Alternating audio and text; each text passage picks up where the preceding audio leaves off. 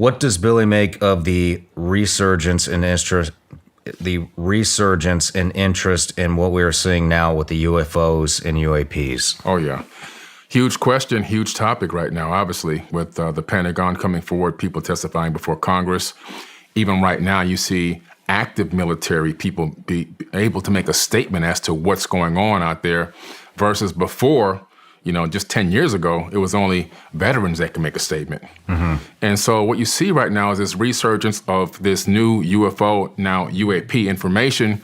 But I think it's an issue to control the narrative. It's their agenda. They want to control what's going on, what the people actually hear, what they see, what they understand about the UFOs and now UAPs.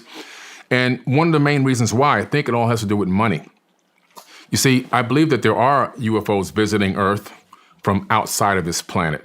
The ancient tablets talk about this over eons. However, right now, all of a sudden, it's becoming common knowledge and openly stated as if just matter-of-factly by the U.S. government. Why is that? Well, we now have the Space Force. And why do we have the Space Force? Well, we have the Space Force because we have to find a way to make more money. All the wars have been fought. Who are we going to go invade? Who are we going to bring democracy to now? We've literally invaded almost every continent on the planet.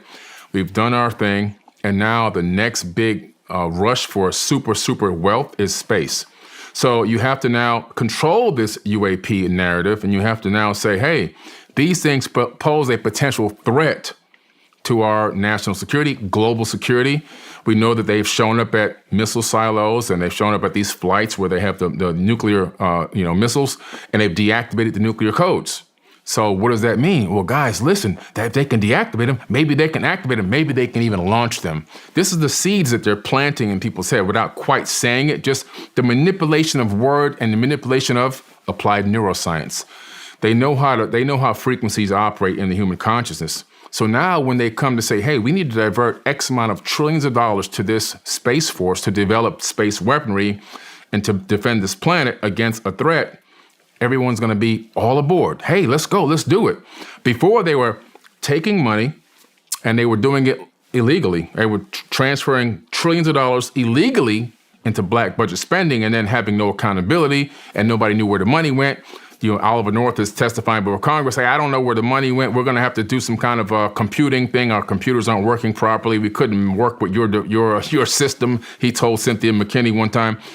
But now, all of a sudden, it's okay. Look, here's where the money went. We put it right over here because we're developing this stuff. Then you give the contracts to private corporations.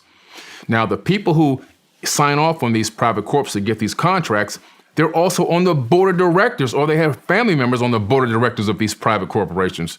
So what's happening is they're taking it out of government to private. Why? Because now there's no FOIA, no Freedom of Information Act is going to be requested. You can't request Freedom of Information Act on a private corp.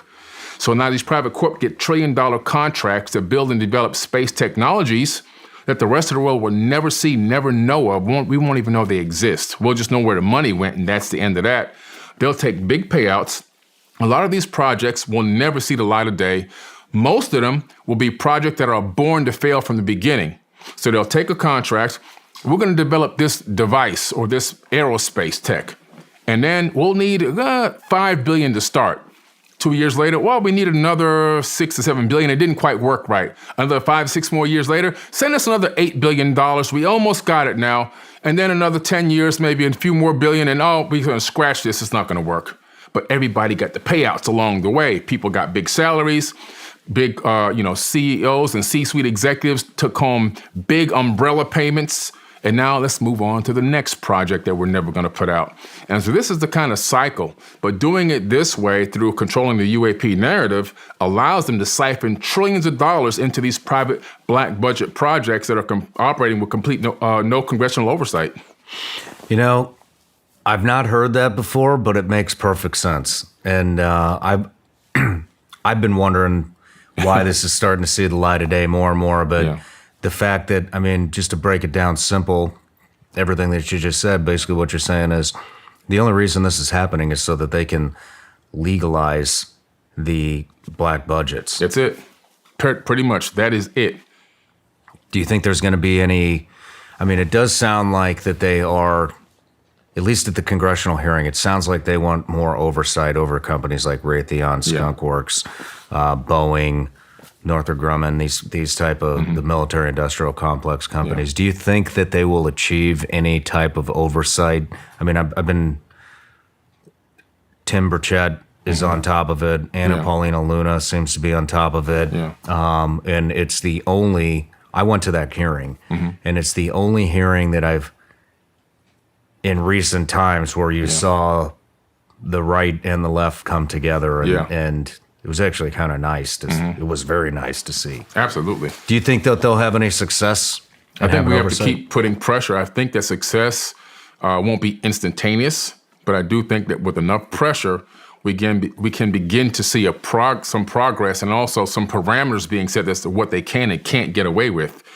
And it's going to take some infiltration, some people working from the inside out. In other words, people from the inside of government and key positions of power, they say, enough is enough. We're going to change this. People who aren't willing to take the payoffs. People who aren't scared of these private corporations threatening them or their families, because that's what happens from time to time, which keeps the whole ball rolling for these corps. So it's going to take some really brave people in positions of power to stop this and actually allow this open book situation to happen. Hey everyone, this is Billy Carson, AKA Forbidden Knowledge. I want to tell you about an amazing online academy that I created in order to help people become the best version of themselves. If you're into self-improvement, if you're into financial literacy, entrepreneurship, ancient wisdom, all those amazing teachings, I put them all in one place. Over 150 hours of amazing teachings in one place called the Forbidden Knowledge Academy. You can simply get there by going to 4BKacademy.com.